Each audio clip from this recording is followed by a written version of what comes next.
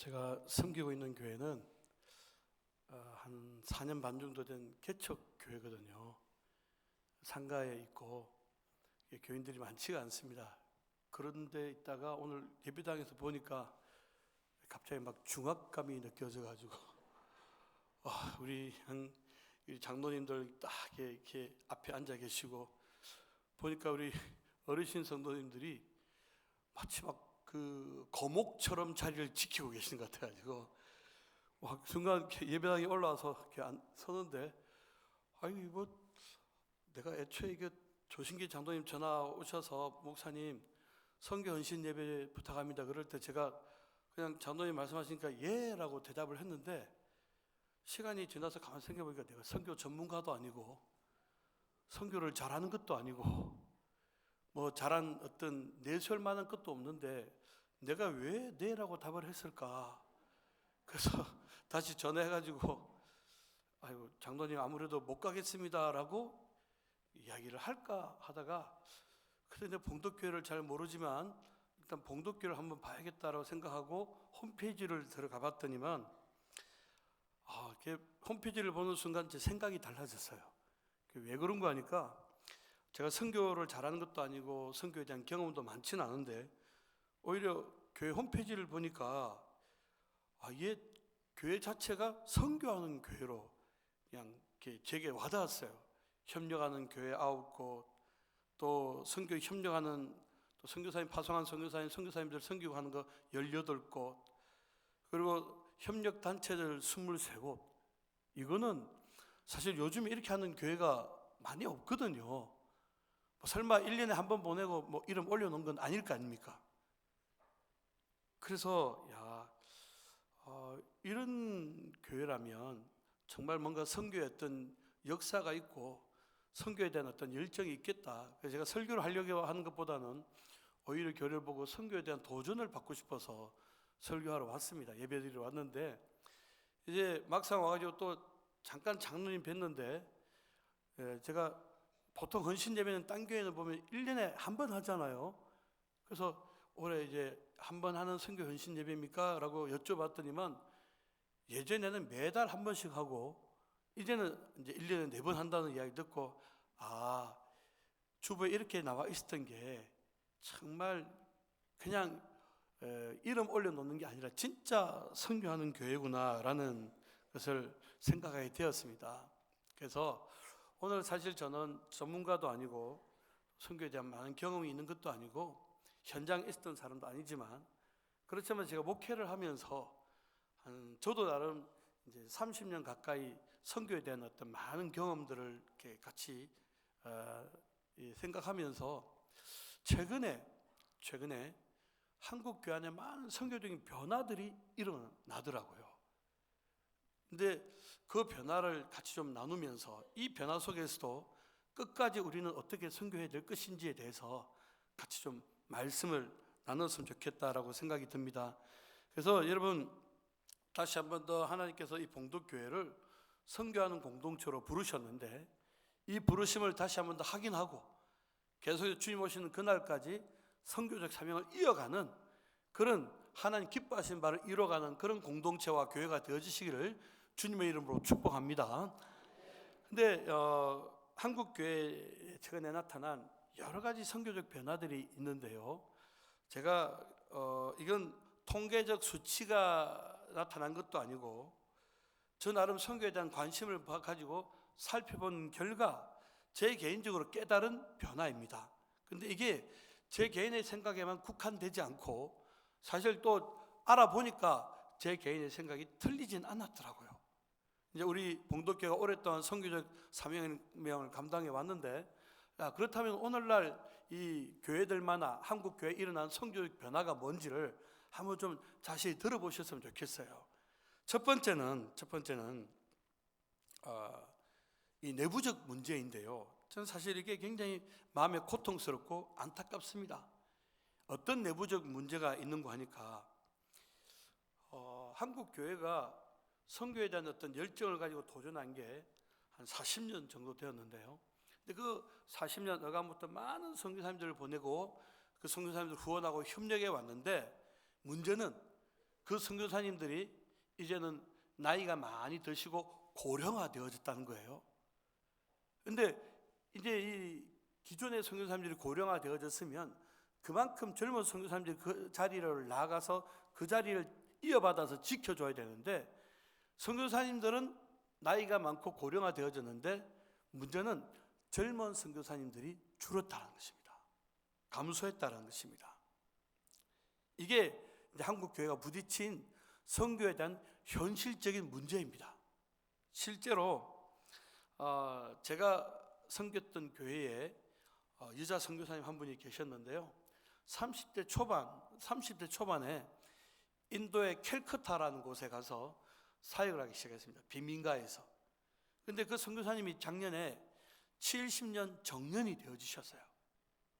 그러니까 결혼도 안 하고 여자 혼자가 홀몸으로 그 인도 캘커타 빈민가에서, 심지어는 그 빈민가에 있는 남자들한테 교회를 지키려고 얻어맞고 구타를 당하면서까지 35년간 그 선교지를 지킨 거예요. 근데 이제 35년 정도 하셨으니까 좀 지치기도 하고 힘도 들고 그러지 않겠습니까? 근데 작년 이제 70이 되 은퇴를 해야 되는데, 문제는 두 가지 문제가 생긴 거예요. 하나는 그 선교지를 이어서 올 사람이 없다는 거예요. 그리고 이제 교회에서는 당신 정년이 되어서 은퇴를 했으니까 기존에 협력하던 교회들이 협력을 끊었어요. 그러니 생각해 보십시오. 선교지는 지켜야 되는데 당신의 나이는 들었고, 그리고 후임은 오지 아니하고 선교적 후원은 줄어들고, 이러니까 이 선교사님이 너무너무 힘드신 거예요. 그래서 저한테 이제 목사님 기도 제목 편지를 보낼 때마다 나 후임자 좀 보내주세요, 내 후임자 좀 보내주세요, 막 가슴 아픈 듯이 이야기하는데, 문제는 그렇게 고령화되어졌는데도 불구하고 선교지를 이어서 갈 젊은 선교사가 없다는 거예요.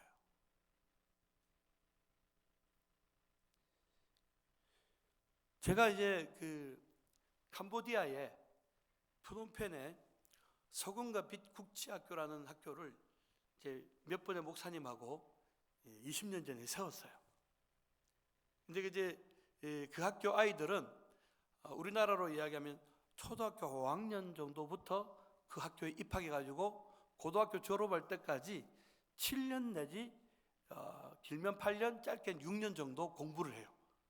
그리고 그 공부한 아이들이 한국으로 유학을 와요.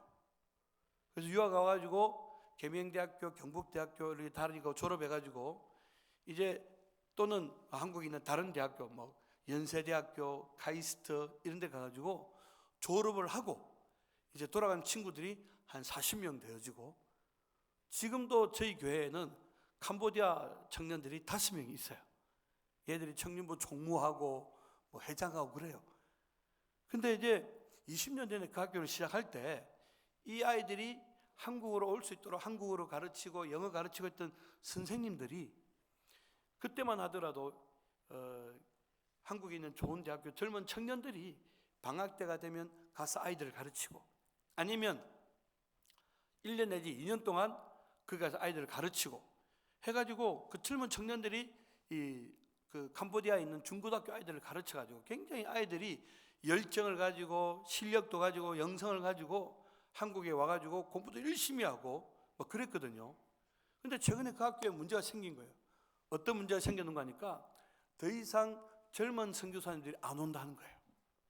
그러니까 이제 대신에 학교는 지켜야 되고 또 선교지를 운영해야 되고 하니까 누가 오는 거 하니까 60세, 65세 은퇴한 학교 선생님들이 그 이제 선교지로 오는 겁니다. 근데 문제는 이 선생님들이 65세 넘어서 선교지에 오게 되어지니까 어떤 때는 본인들 건강에 문제도 생기고요. 아이들과 함께 뛰어노는 그런 어떤 건강도 받쳐주지 않고, 이러다 보니까 학교가 이전만큼의 어떤 역동성이 사라져 버린 겁니다. 결국 이게 뭘까 생각해 보니까 한국교회 선교가 이전에 했던 선교사님들을 보내놓고 그 선교지를 지켜왔던 분들이 고령화되어졌지만 젊은 선교사들이 계속해서 이 자리를 이어가야 되는데, 문제는 이 선교적 헌신하는, 선교에 헌신하는 젊은 선교사님들이 줄어들었다는 거예요. 이건 사실은 우리 신학교에도 마찬가지죠. 요즘 여러분 봉독교 교육전사님 계신가요? 교육전사님 죄송하지만 싱글이거나 미혼이거나 지금요 결혼 안 한 교육전도사님들은 누가 하는 이야기가 금값이래요. 사례를 부목사님만큼 줘서라도 데리고 와야 되는 게 젊은 전도사님들이에요. 이게 뭘 이야기하는 거니까 한국교회 더 이상 헌신하는 젊은 선교사님들이 많지가 않다. 왜 안 나가느냐 하니까 이제 예전의 선교사님들은요 진짜 아골골짝 빈들에도 복음 들고 가오리다, 이게 각오였거든요. 힘들고 고통스러워도 부르심의 자리면 가는 거였습니다. 근데 지금 사람들은 굳이 내가 우리나라에서도 힘든데 외국까지 가서 무슨 고생을 하고, 혹 그 사역이 끝나고 한국 돌아와가지고도 노후가 보장이 안 되는 내가 왜 가? 이런 현실적 문제들이 부딪히다 보니까 이제 한국 교회의 선교가 안고 있는 가장 큰 첫 번째 문제는 선교사님이 고령화되어지고 더 이상 그 사역지를 이어받아가는 젊은 선교사가 없다. 선교의 헌신자가 줄었다라는 겁니다. 두 번째는 선교의 대상이 선교하는 선교지가 많이 바뀌었다는 겁니다. 옛날에는 선교지의 정의 중에 하나가 뭔가 하면, 물론 타 문화권에 가서 복음을 전하는 게 선교지인데, 근데 그 타 문화권이 예수 믿는 사람이 그 지역 사회의 3% 미만이 되어지면 거기가 선교지였어요. 그래서 이전에 많은 선교사님들이 그 3% 미만에 있는 곳으로 갔었죠.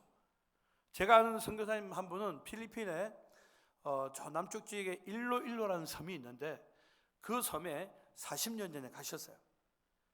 그때 그 일로일로의 복음화율이 3% 미만이었어요.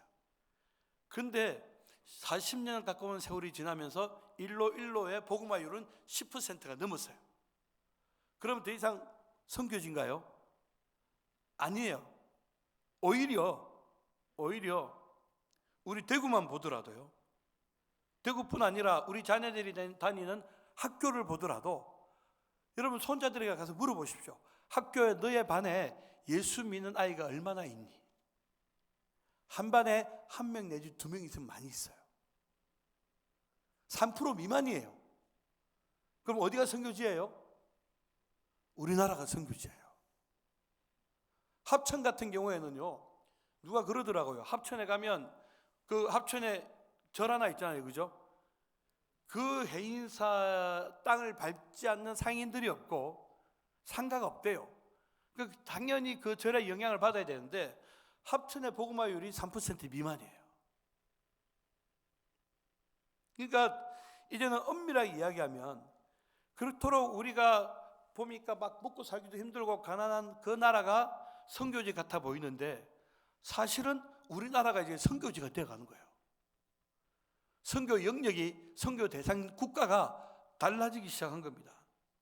그래서 이제는 우리가 정말 선교해야 될 영역이 있는데 그게 뭔가 하면 다음 세대예요. 우리 자녀들 세대입니다. 우리나라가 얼마 전에 통계를 내니까요, 한국 사람들의 종교에 대한 생각이 최근에 나온 통계에 보니까 탈종교인이 51%예요. 그러니까 뭐 절이든 가톨릭이든 교회든 나는 이제 아무 신경 안 쓴다 라고 생각하는 사람들 우리나라 국민의 반인 거예요. 예전에는 어땠습니까? 우리나라가 가난하고 춥고 배고프고 힘들 때는 어쨌든 교회라도 가고 산에 올라가서 기도하고 하나님 자꾸 부르짖고 했는데 이제는 그 영성이 사라진 거예요. 전문가가 하는 이야기가 국민 소득 3만 불이 넘어가면 기독교 안에는 쇠퇴가 일어난대요. 더 이상 배부른 사람들이 자기 배 부르니까 하나님 찾지 않는다는 거예요. 그러니 여러분 지금 우리 어르신들이 앉아 계시는데 지금 우리 어르신들이 이전에 많은 선교적 헌신의 삶을 살아왔는데 내가 진짜 이제 선교하고 헌신해야 될 때는 내 손자들이에요. 이해가 되십니까? 내 손자들에게 내 목숨 걸고 선교하듯이 시간 쏟아붓고 물질 쏟아부어서 내 자식들 예수 믿게 만들어야 돼요. 거기가 선교지예요. 그러니 여러분, 이제는요, 우리의 주된 선교 대상이 달라진 겁니다. 그러다 보니까 자연스럽게 여러분, 우리가 선교해야 될 이 영역들은요, 국내 안에서도 얼마든지 많이 찾을 수가 있어요. 왜 그런가 하니까 그만큼 다문화들이, 이민자들이 많이 늘어났어요. 그래서 이제는 많은 분들이요, 더 이상 외국에 나가지 않아도 된다. 우리나라 안에서 얼마든지 외국인들 대상으로 선교할 수 있다. 우리 이제 조신기 장로님이 그 외국인들 대상으로 사역을 하시잖아요. 근데 이제 이 외국인들 대상으로 사역을 하는데, 외국인들 대상으로 사역하는 교회에는 두 종류가 있어요. 하나는 큰 교회 같은 경우는 자기 교회 안에 외국인들 부서를 만들어요. 근데 그런 교회들은요, 한계가 있더라고요. 어떤 한계가 있는 거 아니까, 자꾸 우리는 외국인들, 동남아 사람들 어렵고 힘드니까 우리가 물질적으로 도와줘야지 이러다 보니까 이 외국인들이 한국의 큰 교회 안에 들어와 가지고 뭘 하는 거예요? 행세를 해요. 우리가 너 교회 나가줄게. 나가주는 대신 우리가 필요한 건 해줘. 근데 해주지 않으면 이 사람들이 여기 있다 다른 또 큰 교회를 옮겨가요. 이만큼 선교의 대상이 많이 늘었다는 거예요. 심지어는 여러분, 우리 이제 대구에 큰 대학교들이 있잖아요. 경북대, 영대, 대구대 있는데, 이 학교에 외국인 유학생들이 얼마나 될까요? 대구 안에만 외국인 유학생들의 파악된 숫자가 12,000명이 넘어요. 심지어 우리 대신대 같은 경우에도 일반 신학과나 기독교 교육학과 학생들이 안 오니까 뷰티과를 만들었어요. 미용, 뷰티인데 그 뷰티 미용에 외국인들이 1,300명인가 있어요. 그만큼 이제 외국에 나가지 않아도 한국 안에서 선교할 수 있는 외국인들이 많이 있는데, 근데 어떤 교회는 자기 교회 안에 한 부서를 만들어 가지고 선교를 하는 교회가 있는가 하면, 최근에 나타난 변화 중에 하나는, 이건 대구의 경우인데요, 어떤 목사님이 7년 전에 개척을 했는데 그 교회 교인들이 지금 한 150명 정도 돼요. 근데 교인의 80%가 외국인이에요. 한국인은 주로, 한국인이니까 오히려 거기에 한국 사람들이 이방인 같아요. 근데 이 목사님이 얼마나 교인들을 빡세게 훈련시켰는가 하니까, 야, 외국인들이 와요. 목사님 우리 좀 도와주세요. 안 도와주면 우리 딴 교회 갈 거예요. 딴 교회 가라. 대신 그 교회에 남아있는 사람들은 철저하게 훈련시켜가지고 그 교회 생각해 보시죠. 우리가 생각할 때 외국인들이 뭔 돈이 있어서 헌금을 하겠어? 아니요. 그 교회 외국인들의 80%가 11조예요. 그리고 그 11조를 가지고 자기들이 선교를 나가요. 자기 조국으로. 제가 얼마 전에 갔더니만 어떤 필리핀에서 와서 이제 그 성서공단에서 일하던 분이 그 사장한테 자기 회사 사장 학대를 받고 인격적인 침해를 당하고 월급도 못 받고 있는 걸 이 목사님이 가서 그 모든 문제를 해결을 해줬대요. 그리고 이분이 이 목사님에 감사해가지고 이 교회 목사님 교회에 와가지고 열심히 일을 한 끝에 제가 듣기로는 한 달에 1,000만 원 정도를 버는 그런 어떤 부자가 됐대요. 그런데 이분이 뭘 하는 거 하니까, 그날도 제가 갔던 그날도 자기 어떤 그 지하에, 성서 쪽에 지하에 한 60평 정도 되는 그 공간에 우리나라로 위한 달란트 잔치처럼 뭘 차려놨더라고요. 뭐 하는 겁니까 하니까, 자기 주변에 있는 외국인들 이분이 자기 개인적으로 전도해가지고 초청해가지고 그들에게 복음을 전하는데, 이 목사님이 복음 전하러 그날 간 거예요. 그러니까 여러분, 더 이상요, 이제는 외국 사람들이 무조건 도와줘야 된다? 아니에요. 외국으로 무조건 나가야 된다? 아니에요. 한국 안에서도 얼마든지 이들을 제대로 인격적인 예수님 만나게 만들고, 교회가 정말 그들을 사랑으로 끌어안고 말씀으로 양육하고 훈련하면 얼마든지 한국 교회 안에서 교회를 섬기는 자들로 세워져 갈 수 있고 뿐만 아니라 그들이 자기 조국으로 돌아가서 복음을 전하더라는 거예요. 그러니 여러분, 국내에도 이제는 선교해야 될 대상이 많아지고 영역도 커졌다는 거예요. 우리 생각을 좀 바꿔서 선교하면 무조건 외국, 선교하면 이방인, 아니요, 이제는 선교하면 다음 세대, 내 자식들, 선교하면 국내에서도 얼마든지 할 수 있다. 이게 이제 선교의 대상 지역의 변화예요. 근데 이게 여러분 대구에 국한된 게 아니라 안산 같은 경우에는요, 속된 말로 외국 사람들이 천지백갈입니다. 그러면 굳이 외국에 나가지 않아도 그들에게 복음 전해서 그들이 자기 조국으로 복음 전하게 만드는 거. 저는 이제 봉덕교회가 선교하는 교회로 76년 동안 잘 세워져 왔는데, 이제는 이 변하는 선교 가운데서 선교에 대한 어떤 이 변화에 대한 새로운 인식을 가지고 새롭게 도전할 필요도 있겠다라는 생각을 하게 되어집니다. 세 번째 변화는요, 선교 방식의 변화입니다. 옛날에는 한 선교사에 나가면 그 자리에서 뼈를 묻고 장기간 하겠다, 이제 이게 선교적 원래적 방향이었어요. 실제로 제가 파송한 어떤 선교사님은 모로코에 가서 지금 19년째 사역하고 있는데, 그분이 저한테 하는 이야기는 자기 딸을 훈련을 시켜서 자기 딸랑 그 땅에서 사역하게 한다더라고요. 그런데 그 딸이 미국에 있는 보스턴 대학에 법학과를 나왔어요. 법학 박사학위를 받고 있어요. 아이고, 딸이 근데 너 그 좋은 대학에 그렇게 큰 돈 들여서 공부했는데 좀 다른 세계를 가게 하지, 굳이 모로코에 선교하게 하냐고 하니까 딸이 그렇게 결정했다는 거예요. 왜 그렇게 결정했냐 하니까, 모로코에 어떤 미국인 선교사님 가족이 있는데, 이 선교사님이 그 가문이 120년째 선교하고 있더래요. 이런 어떤 장기적인 선교를 하는 분들도 있지만, 이제는요 현실적인 이유가 생겼는데, 그게 뭔가 하면 한국 교회가 좀 많이 어려워지면서 지금 선교사들도 후원하는 것들이 많이 중단되었어요. 지금도 여러분, 제가 아는 선교사님은 이란 아까 말씀드린 좀 이제 고령화된 70 넘은 선교사님인데, 몇 년 전에 이란에 그 지진 났잖아요. 그 지진 난 곳에 한국 교회가 보내가지고, 저희 교회도 그때 하나 했는데 한 600에서 700만 원 들여가지고 컨테이너 집을 600채를 만들었어요.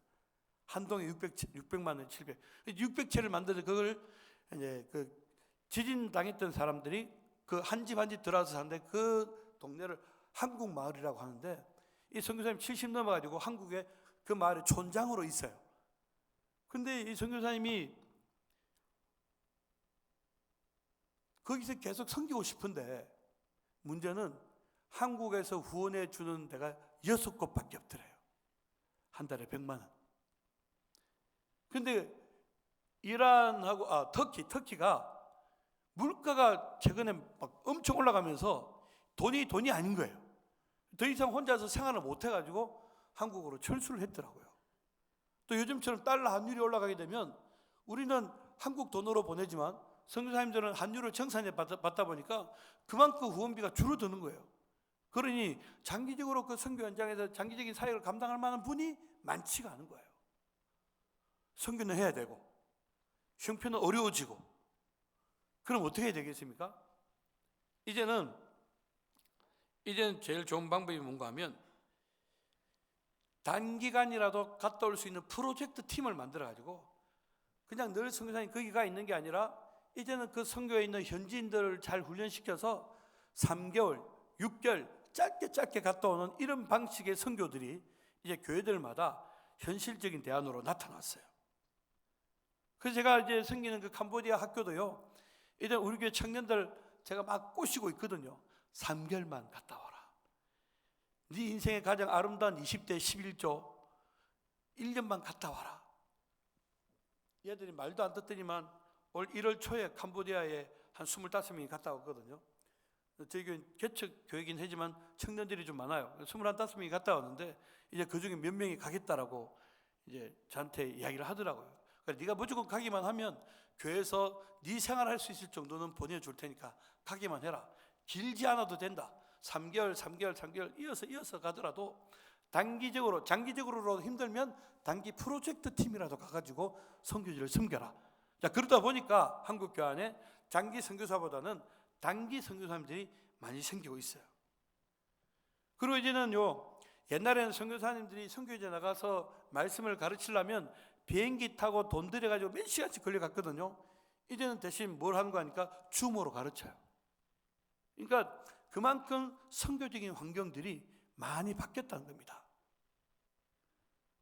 한국 교회가 선교가 예전 같지는 않습니다. 선교사님이 고령화되어지고 더 이상 나가는 젊은 선교사들이 줄어들었어요. 후원도 예전 같지가 않아요.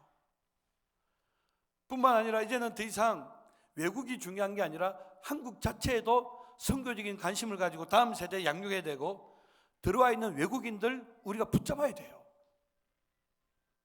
이젠 장기적으로 힘드니까 단기 프로젝트라도 팀이라도 가서 이 선교적 사명을 계속해서 이어가야만 돼요.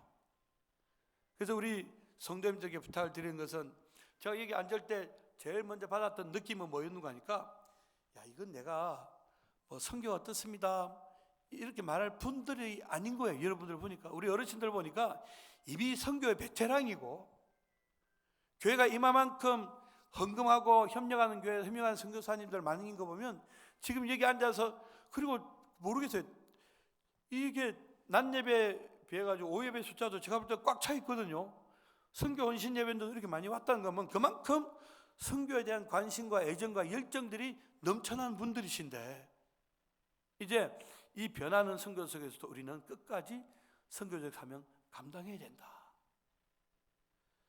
자, 선교는 변하지만 중요한 것은 우리를 향한 선교적 부르심은 변해서는 안 돼요. 환경은 바뀌지만 사명은 끝까지 가야 되는 겁니다. 왜 이 사명 끝까지 감당해야 되는가? 바뀌는 환경 속에도 지혜롭게 이 사명 감당해야 되는 이유는, 첫 번째는 이겁니다. 오늘 마태복음 28장에도 하늘과 땅의 모든 권세를 내게 주셨으니, 이 말은 뭔가 하면 예수님이 세상의 모든 통치권자라는 거예요. 세상에 이루어지는 모든 선교의 주체는 하나님이신 거예요. 여러분, 우리가요, 하나님의 은혜로 구원받은 것도 사실은 하나님의 선교적 전략 때문이에요. 선교는 다른 문화권으로 가는 거 아니겠습니까? 우리 예수님이 하나님의 명령을 따라, 하나님의 선교 계획을 따라 하늘나라 그 영광 보좌 버리고 이 죄악된 세상으로 건너오셨어요. 이게 선교가 아니겠어요? 그러니 하나님이 세상을 구원하시는 가장 궁극적 방식은 선교이고, 선교는 하나님의 마음이라는 거예요. 사랑하는 성도 여러분, 저는 우리 봉독교회가 선교에 대한 이 변치 않는 마음을 가지고 있는 하나님의 마음을 품으시기를 주의 이름으로 소원합니다. 또 왜 선교해야 되는가 하니까, 교회가 세움받은 이유는, 교회는 뭐 하기 위해서 세움받았어요? 우리끼리 즐겁고 재밌게 놀라고 하는 교회를 아들의 핏값으로 드리면서 이 교회를 세웠을까요? 아니요. 모든 족속, 모든 민족으로 뭘 삼으라고? 제자를 삼아. 뭘 통해서? 하나님이 세운 교회를 통해서. 그러니까 교회는 왜 선교해야 되는가? 교회의 정체성이 바로 선교이기 때문이에요. 교회를 선교하기 위해서 교회를 세웠는데, 교회가 선교를 하지 않는다면 하나님의 그 부르심 앞에 거역하는 거죠. 제가 이전에 섬겼던 교회를 건축한 적이 있습니다. 하나님께서 제가 이제 대구 올 때 제 마음에 주셨던 게 뭔가 하면, 하나님, 제가 왜 대구를 가야 돼요 하니까, 전 진짜 죄송한 표현인데 오해하지 마세요. 그냥 제 마음이 그랬어요. 저는 대구를 잘 몰라요. 제 친구들이 하는 이야기가, 대구는 되면 되고, 안 되면 안 되고, 뭐 이렇게 이야기하더라고요.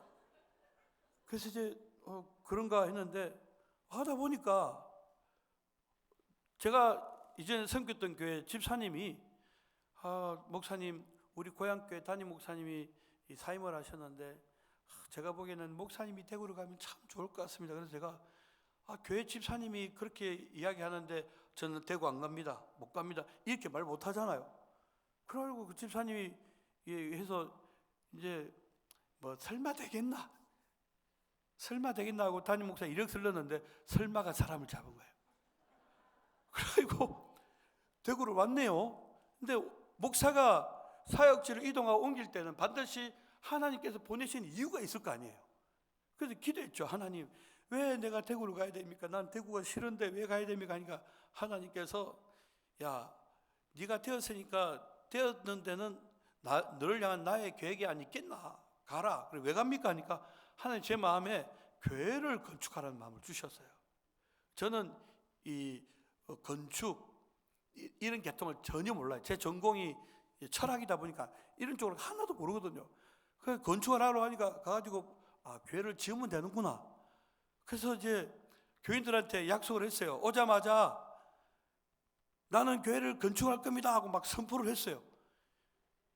근데 이제 나중에 교회를 지으려고 하다 보니까 교회를 헐고 그냥 그 자리에 그대로 지으면 되는 게 아니라 뭐 용적률이 어떻고 건폐율이 어떻고 그러려면 지금 이 땅 갖고는 이 건물 갖고는 교회를 못 짓는데요.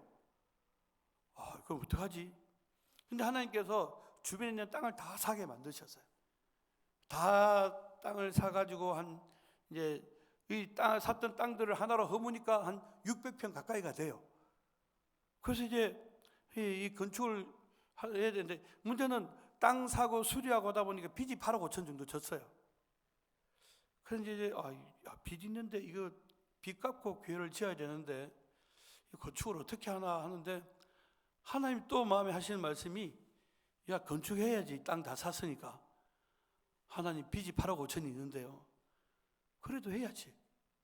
그래 이리 뭐 설계를 해가지고 알아보니까 건축비 한 40억 나오더라고요. 이거 큰일 났다. 목사는 말을 함부로 하는 게 아니구나. 내가 뭐 한다고 건축한다고 해가지고. 그런데 그 중에 이제 그러던 중에 어디서 청빙이 들어왔어요. 내가 뭐 땅도 사고 여정도 했으니까 됐지. 이제 뭐 청빙 들어왔으니까 가야지 하고 집사람한테 의논을 했더니 집사람이 한다는 소리가 당신이 목사지 사기꾼이야. 왜 하니까 교인들한테 건축한다고 해서 어딜 가더라도 건축을 하고 가야지. 그렇게 큰 소리 쳐놓고 하나님이 사명입니다 이래놓고 건축 안 하고 딴 데 가면 교인들이 다음에 오는 목사를 누가 믿겠냐고. 마누라도 내 편이 아니구나. 꼼짝없이 붙잡혀가지고 하나님께서 건축을 하게 하셨는데, 근데 하나님 주신 마음이 뭐였는가 하니까 40억이라는 돈도 우리 교회 형편에 너무 힘들고 말이 안 되는 거고 빚도 8억 5천인데 이걸 한다는 게 너무 이게 버거운 겁니다. 그러면 돈 한 푼이 아깝고 힘들 때는 당장 좀 안 해도 되는 돈이 떠오르잖아요. 그게 뭔가 하니까 성교비더라고요. 1년에 한 8천만 원 정도 됐거든요. 저희 있던 교회 형편에서는 그게 큰 돈이었어요. 근데 하나님께서 성교하라고 교회를 짓는데 교회 짓는다고 성교를 안 하면 그게 교회냐? 교회의 정체성은 성교이기 때문에 빚을 지고 힘들더라도 이 성교는 하나도 빠뜨리지 말고 빼먹지도 말고 줄이지도 마라. 그래서 이건 하나님 주신 마음이기 때문에 교인들에게 선포를 했어요. 여러분 교회를 건축하는데 첫 번째 조건이 있습니다. 성교비는 한 푼도 안 줄입니다. 근데 감사한 건 또 우리 교인들이 다 동의를 해주셨어요. 왜 안 줄이는가 하니까 이게 교회가 있는 이유이기 때문에. 여러분 놀랍게도 참 기적은요 34억 들여서 교회 건축 끝나고 건축이 끝나니까 한 빚이 한 34억 있더라고요. 그러던 와중에 하여튼 목사는 말을 조심해야 돼요. 제가 제 딸을 중학교 2학년 때 얘가 하도 이 핸드폰만 하길래 너 핸드폰 계속 하다가 아빠가 캄보디아 보낼 거야. 그러니까 딸이 설마 아빠가 중학교 2학년 여자인 나를 그 캄보디아로 보낼까? 설마 하고 핸드폰을 계속 한 거예요. 아빠는 말을 했으니까 책임을 져야죠. 여자 중학교 2학년 한 주 다니고 너 학교 그만둬. 아빠 따라 캄보디아 가자. 해가지고 캄보디아를 끌고 갔어요. 제가 아까 이야기한 그 캄보디아 세워놓은 학교에. 그래서 보니까 아이들이 같이 막 예배를 드리는데 마음 가운데 막 애들이 막 허름한 집에서 예배를 드리는데 마음에 감동이 떠오는 거예요. 이 아이들 예배할 수 있는 공간을 지어줘야겠다. 선교사님한테 목사님, 저는 그냥 쉽게 생각해서 한 돈 1,000만 원 주면 내가 빚을 내서라도 지어주면 되겠다 했는데 선교사님 예배하는 데는 예배하는 교회는 제가 지을게요. 선교사님이 기억력이 좋아가지고 그걸 잊어버리셔야 되는데 이 학교가 허름한 상가에 있던 학교가 갑자기 땅을 8,000평 사가지고 그 8,000평 대지에다가 학교를 짓는데 중앙에 교회가 있어야 된대요. 그래서 목사님 전화 가지고 목사님 교회는 목사님이 짓는다고 하셨죠? 예. 그래서 목사님 그 선교사님이 그 8,000평 교회를 지으려니까 얼마나 교회가 좀 그래도 규모가 있어야 되지 않겠습니까? 1,000만 원 갖고 안 되는 거예요. 선교사님 전화가 왔어요. 견적이 제 설계를 해보니까 한 9,000만 원 정도 드는데 이제 큰일 났다. 건축한 교회도 빚이 34개 있지. 교회를 지어달라고 선교제에서 9,000만 원 견적을 내지. 주여 어떡합니까? 그래가지고 근데 문제는 제 마음 가운데 그래도 선교비를 줄이고 싶은 생각이 없더라고요. 기도했어요. 기도하다가 하나님 이거 어떡합니까? 이제 교회 빚 34개 있는데 이 학교 지어달라고 교회에다가 명함도 못 내밀고 그러지 않겠어요? 빚 갚아야 되는데 또 교회 지어준다고 누가 돈을 또 교회에서 재정을 내겠습니까? 목사님 좀 정신 차리세요. 이 말 나올 게 뻔한데. 그래서 혼자서 막 속이 타가지고 뭐 이러다가 우연히 서울을 가게 됐는데 뭐 하다 보니까 3시 안에 끝낼게요, 장로님. 3시 반까지 끝내겠습니다. 뭐 하다 보니까 고등학교 친구를 30년 만에 만났어요. 근데 30년 만에 만나면 뭐 어떻게 돼요? 잘 살았나? 뭐 장가는 갔나? 애는 뭐 몇 명이고 뭐 네 하는 일은 뭐고 뭐 이런 이야기를 물어야 되는데 그 친구가 잘못한 거예요. 그 친구가 저를 어디서 만나자고 하니까 베트남 쌀국수 집에서 만나자가지고 쌀국수를 대하는 순간 그 선교지가 생각이 나면서 제가 그 친구한테 아무 이야기도 안 하고 친구한테 야 캄보디아에 이 어렵고 힘든 아이들이 있는데 이런 걸 돕는다. 내가 목사니까 이제 자기가 네 뭐하고 물어봤는데 교회도 짓고 뭐 선교지도 나가고 이런 게 하면서 만나가 쌀국수 먹는 1시간 반 내내 캄보디아만 이야기하더래요.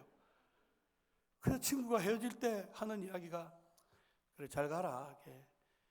나도 뭐 제가 그 이야기했어요. 야 니도 뭐 하는지 모르겠지만 돈 벌면 술 먹는 거 아껴가지고 담배 피우는 거 아껴가지고 한 20만 원이라도 이런 데 도와주는 게 인생의 보람이 있다. 그러니까 알았다. 그러더니만 하는 이야기가 그래, 나도 좀 도와줄게 하고 이제 8월 달에 만났는데 대구로 내려왔어요. 근데 친구가 11월 말쯤에 전화가 왔어요. 야, 니 전에 뭐 내가 캄보디아 좀 도와주겠다 했는데 그래도 뭐 어떤 데인지 내가 한번 가봐야 안 되겠나? 뭐 20만 원만 보내면 뭘 그까이 가. 그러니까 보내지 말고 그까이 뭐 가지고 갈 필요 없고 그냥 뭐 네가 정말 마음이 있으면 그냥 비행기 값이라도 보내라. 그러지 말고 가재요. 그래서 뭔가 느낌이 이상하잖아요. 그래가지고 그 친구랑 캄보디아를 갔어요. 가가지고 이제 선교사님 만나가지고 그러니까 또 선교사님이 그때 성탄절이 다가오니까 막 애들하고 성탄 연습을 시켜가지고 막 그 학교 안에서 막 발표회도 하고 그러니까 이 친구가 물끄러미 교회도 안 다니는 친구니까 뭐 흥미가 있겠습니까? 그냥 물끄러미 쳐다보고 그러다가 선교사님이 이제 학교 안에 교회 학교 땅 보러 가자고 갔더니만 진짜 어마무시한 땅 울타리를 쳐가지고요. 막 목사님 여기가 교회 지을 땅이긴 한데 땅을 보니까 또 마음이 막 이러는데 친구가 뭐 저를 보더니만 아이고 이제 이제 울타리 쪽으로 가더니만 담배를 한 대 피고 오더라고요. 교회 안 다니니까 담배를 한 대 피고 오더니만 저보고 한다 선교사님 자고 있는데 교회 있는 그 땅에서 아이고 저도 이 친구 30년 만에 만났는데 만나자마자 이 미친놈도 아니고 무슨 캄보디아가 어떻고 해가지고 하도 귀찮아서 나 좀 도와줄게 했는데 그 말하고 난 뒤 희한하게 자기 속에서요 12월 달까지 속에서 금액이 자꾸 커지더래요. 그래가지고 담배 한 대 피고 와가지고 선교사님한테 하는 이야기가 나도 여기 왔으니까 그냥 갈 수는 없고 제가 조금 하겠습니다 해가지고 5만 불을 헌금한 거예요. 그게 6천만 원 있어요. 그래서 제가 막 그 이야기를 듣는 순간 야 진짜 선교하느라고 이걸 건축하면서 선교 재정 안 줄이고 너무너무 힘들고 어려웠는데 거기다가 또 선교지에 교회를 짓는다는 게 말이 안 되는 거였는데 교회도 안 다니고 예수도 안 믿는 이 친구가 그것도 30년 만에 만나가지고 5만 불을 약속을 하고요. 제가 와서 이제 교인들한테 그 이야기 때문에 교인들이 이제 도전을 받은 겁니다. 그래야 교인들이 아이고 그 사람이 그렇게 5만 불 하면 우리도 건축하느라고 어렵긴 하지만 우리도 좀 은금을 하니까 모인 게 2천 몇백만이 모인 거예요. 그래 거기에 교회가 9천만 정도 되는 교회가 세워진 거예요. 여러분 이게 박수 받자는 소리가 아니라 힘들고 어려워도 이 선교적 환경이 바뀌어도 우리가 하나님의 부르심이 교회를 세운 목적이 선교임을 알고 끝까지 애써서 힘써서 감당하면 하나님은 당신의 일을 이루 가시는 분이 하나님이세요. 그래서 여러분들에게 부탁드리고 싶은 거는 저도 이제 그 교회를 섬기다가 나와가지고 이제 개척한 지 4년 반 되었는데 개척교회니까 뭐 그렇게 넉넉하지 않습니다.